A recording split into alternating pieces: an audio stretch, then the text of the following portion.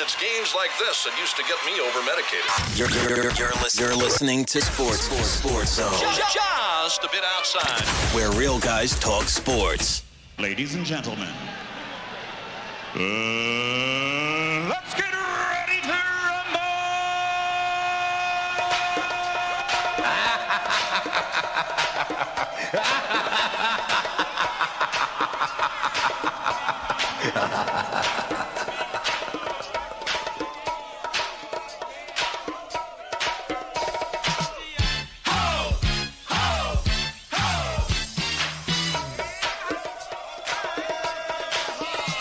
How's everyone doing? I hope better than Monti Te'o's girlfriend. Don't be getting catfish, ladies and gentlemen. Good morning, SportsZonians. It's Thursday. We got the troublesome threesome here. I don't know where that came from. That was pretty lame. cheesy. Yeah, that was pretty damn cheesy. I said it, and I'm like, wow, that was pretty sad. That was lamer than dating a girl online for 3 years and... That doesn't work. Making up a story about her dying of leukemia. Ladies and gentlemen, welcome to SportsZone here on ClubZone.fm. I did read the article, yes. Just the article? You haven't heard everybody talking about it? I was listening to a little Boomer and Carton this morning. It was very funny. What is catfishing, though? It's what it is, essentially, I only know this because of our one friend who listens to the show, Marissa, has told me. Catfish is this guy who, he made a documentary, and he called it Catfish. What it was is, he was supposedly dating this girl online for however long, and he decided one day he was going to go and meet her, and he was going to film it. Yeah. And it was going to be this glorious, great, like, grand moment for them to share forever. And he went to meet her, and it wasn't who she was supposed to be. He got duped. So he turned it into it ended up going and winning some like documentary film award and stuff like that. And then now it's that an I'm MTV thinking show. about it, I do kind of remember a movie. Now he turned it into Catfish, an MTV show, and he goes around the country and he finds people who meet online, and he takes them to meet the other person to find out if they're the same or not. And 9 times out of 10, they're not the same person. Okay. Now, relating this to the issue at hand, which is Monti Te'o, from what I'm reading, from what I saw, it was an exclusively online thing, so he never met her. Is that true? Do we know if that's I've heard true? all sorts of different rumors and things. I've heard that he's never actually met her. I've heard that they were supposed to have some, like, he like stared at her, and they had some, like, big moment after the Stanford game. Which would involve meeting her. I don't know if that was a couple years ago or that was this year. I don't know. Well, it couldn't have been this year because she died in September, or supposedly died in September. So it had to have been on the same day as his grandmother. On the same day, 6 hours apart from his grandmother. So apparently, but his dad says that he flew, Monti Te'o flew out a few times to go and see her. And this guy from the Arizona Cardinals now, a fullback, comes out and says, oh, she's real. I met her. He even describes the way she looks. The whole thing just doesn't add up. Like, if you never met her, then why is your dad saying he flew out to meet her? If she didn't exist, how are other people saying that they've met her? And they've seen her. And apparently this guy, I want to ask Troy Polamalu myself, because this guy implicated Troy Polamalu as well. He says him and Troy went out to Samoa and met this girl there. I want to hear it from Troy. Did Troy meet her? This fullback from Arizona. I don't know. I've never heard of this fullback a day in my life. And all of a sudden he's coming out and he knows something. He's got an opinion. He's got his 2 cents. I want to hear it from a guy who I actually respect in the league in Troy Polamalu, a guy who is known in the league. That I want to see him ruin his reputation over this. I want to see him come out and say, listen, dude, I never met this girl. I don't remember meeting her. It just, the whole thing doesn't seem right. That's why I want to hear the truth out of somebody, because right now we're not getting the truth out of anybody. We got to be getting some kind of truth. We just don't know who's telling the truth. This whole story, it's so off the wall, so far-fetched. The fullback's name is, I just moved past it. I think it's Regan Maiua. Well, I mean, at least they're staying consistent with the Hawaiian names. Yeah, and I'll give them that much.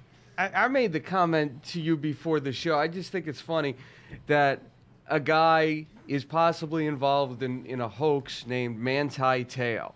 Anybody else think that sounds like a comic book name more than it does like a real-life person's name? Am I the only one who thinks that? You know, I mean, I am used to hearing it at this point. Sounds like a superhero name. That doesn't sound like a real person's name. It's a little different, but I mean, the story itself, man, is just it's so off the wall. It's so far-fetched that you would think it was made up. I mean, this is insane to me because you got one or two sides of this. You got either that Te'o and his family are lying, or that Deadspin, or that somebody's pulled some sick, ridiculous joke on this guy. And this isn't even a joke. It's a 3-year running joke. Here's what I want to know. What does Mr. Te'o have to gain here by making up this story? Well, there's a few things to gain. Okay, please. Number one, it helped him in his race for the Heisman. Yeah, but as a feel-good story. Now, just say him and if you looked at it, and him and Manziel were tied in your mind. We're tied, like dead even. You're not sure who to go with. And he's got this story of how he overcame his girlfriend's death from leukemia and how he overcame his grandmother's death at the beginning of the season. And all this stuff happened. People lean more towards, well, let me give it to him for the emotional reasons. Wouldn't a grandmother's death suffice that enough? No. I think it would. I'm telling you, it would not enough. Not a grandparent. A parent maybe, but... It depends how close. I mean, we know there's stories of grandparents that raise children. Yeah. That's happened. I see it as it could be used as a marketing ploy. Could be a lot of different ways it's used. Like I said to Dave, I'm telling you, the more I think about it, the more I think this could be the reason. And I'll be the first one in the media to say it because I've listened to ESPN, I've listened to CBS, I've listened to all of them this morning. Now, one person's come out with this theory but me yet, Dave. That's also based on the fact that they're restricted by what they can say. So they're restricted. I'm not restricted. Screw restrictions. The theory is that he did it to try to win the Heisman. No, my theory is he did it to cover up the fact that he may be homosexual. Where are you getting that from? I'm getting that from myself. Why else would you make up a girlfriend for 3 years? Now, just say he's the most popular linebacker in the country, leading the #1 defense in the country, taking his team to a national title game, and he's in the race for the Heisman. This guy can have any chick on any campus he wants. Look at A.J. McCarron and the tale he's bringing in. He's bringing in gorgeous women. He's not even a gorgeous man. No, I saw the girlfriend in the stands, actually. Yeah, I did. She's gorgeous. Hot. She's hot. Yeah, I did see that. She's gorgeous. But here's the... Te'o can get anybody just as gorgeous. What would stop him from doing that? Oh, well, I got this girlfriend. I want to stay faithful. But still, she's over in Hawaii. I don't want to do anything. It just all seems to make too much sense to me. Why else would you make up a girlfriend for the last 3 years that's so far away? And this year, when he's getting more media publicity than any other year he's been there, and he knew he was going to have to answer a lot of questions, and people were going to start asking him things, magically, all of a sudden, she dies of leukemia, of all things to make up. But she dies of leukemia in September. Here's the thing. Why make stuff like that up? Why? Can I just want to say, but my problem with it, I don't know if this goes to your point or disproves your point. I think it goes a little more to your point. But, he's already admitted that in his eyes, he never really met the girl or never really did anything more than an internet thing. So, I think that maybe goes more to your point. Listen. I think it takes a special kind of person to do the internet dating thing, a.k.a. a little crazy. I wouldn't do it. But we know about these guys having multiple girlfriends. I just really wonder if, this is the one we know about. Does that mean he doesn't have girls on the side? I'm saying I don't think there are any girls on the side, because why make up a story about a girlfriend and then have a girl on the side if you don't really have a girlfriend to begin with? Why not just bounce around from girl to girl if you want, or find the hottest one and try and go out with them? I'm saying this kid is so popular, he could have any girl he probably wanted on the Notre Dame, and he's smart. The kid's got a head on his shoulders. He's not a dummy. Mm-hmm. He didn't come from a bad background or a bad program. The kid is a smart kid. He knows what he's doing. The whole thing to me, it almost seems like he doesn't want to, he didn't want people questioning him about not having a girlfriend, being as popular and as big a star as he was. He didn't want the questions of, well, I never see around any women. Why is that? It's a way to keep, plus, it's not the most comfortable situation in the locker room if you're there with all your buddies and they know that you're swinging in a different direction. It just throws a whole different monkey wrench into it, so maybe it was the easiest way for him to try and hide everything. I don't know. By your own admission, though, you would consider this all speculative based on circumstances. Oh, listen, none of what I'm saying right now is fact. I just feel everything that's out there, that in everything that's out there right now is speculative. Everything. Yeah. None of what I'm saying is fact. I got in front of me Te'o's quotes once he was told about it. He heard about the Deadspin and all that.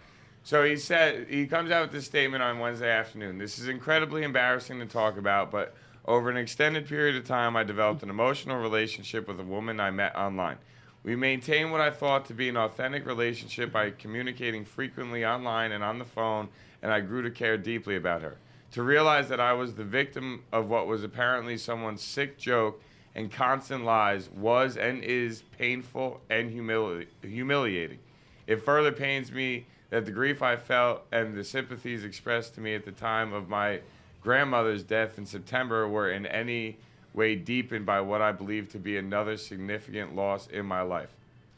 And he continues to go on to talk about, in retrospect, I obviously should have been much more cautious. If anything good comes of this, I hope it is that others will be far more guarded when they engage with people online than I was. 3 years, though. Like I said to you, this isn't something where he met this girl a few months ago and anything could happen. 3 years. He supposedly sent roses to her funeral, found out it was a closed casket. Who was the one sending him all these messages? Where did he send the roses? Show me some type of proof that you were even involved in talking to this girl. But like you said, we talked about when we first started this little segment, this whole guy with the catfish thing. Got all absorbed, thought this was going on. There is nothing saying that this woman and a group of her friends sat there and thought that this would be funny, and then they just kept riding it out. It's just as much of an idea as it is that he may be a homosexual, that he came up with this to improve his Heisman possibilities. There are so many, it's all just questions. Oh, yeah. There's only one guy who can really answer them, and that's Te'o. And it almost seems like he's too embarrassed now to come out and talk about it. But you don't even know if he can answer it, really. He can answer. I mean, come on. I'm just saying, if he was catfished. We've all talked to women. Listen, when you get one on the phone, did he have phone conversations with her, or was it all just email? But that's what I mean. Whether it was phone or email, what's it matter? A woman's a woman. Hearing a woman's voice a little different than some guy playing a joke on you behind a computer screen. You could be anybody. But that's what I mean. It still could have been a woman. I understand getting duped for a couple months. I don't understand getting duped for years. I don't understand this fullback out of Arizona coming out and saying he went on a trip with Troy Polamalu and actually met the girl in some island of Samoa over in Hawaii a year ago or something, 2011.